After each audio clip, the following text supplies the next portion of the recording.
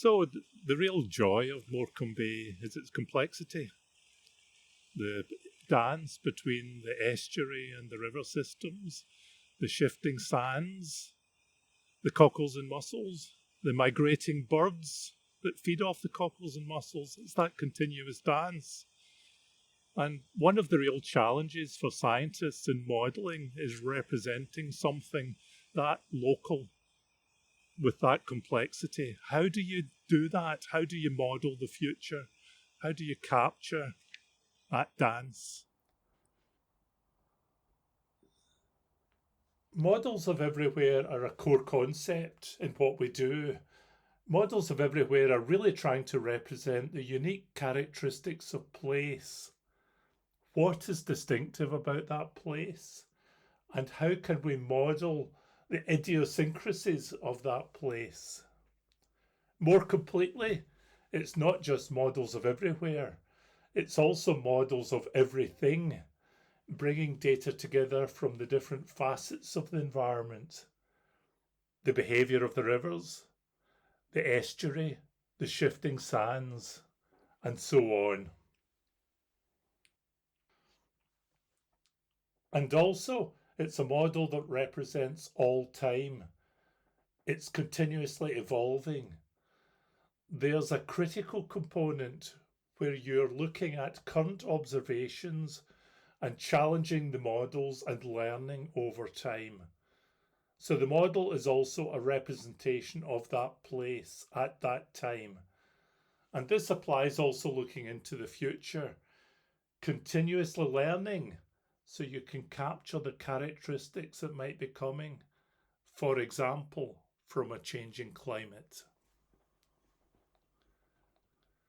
One of the difficulties in environmental science is you don't know the future. All you have to go on is the past.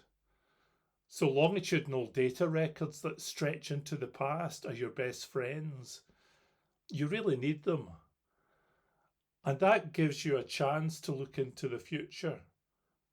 But of course, it's not enough because the future represents change, unpredictable change. And that's where you need to challenge your models and learn over time. When you see different signals coming through from the natural environment telling you there's something going on here, there's some element of profound change, your models have to represent that potential change. So this is all building up to the concept of what is often called a digital twin. And for me, this is a grand challenge of the environment.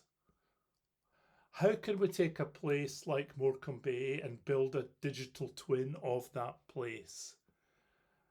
How can we have a virtual representation that honours this complexity? So digital twinning is a real challenge to everyone in the modelling sphere. How do we go about this? To answer this, we need to step back and consider the different styles of modelling used in the environmental sciences. Many of the models in this area are referred to as process models, finding mathematical representations for the complex underlying processes involved in natural systems.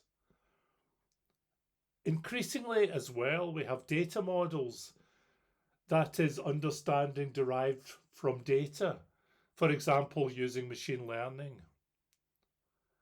What we now need to do is find that sweet spot where these different modelling paradigms can work together.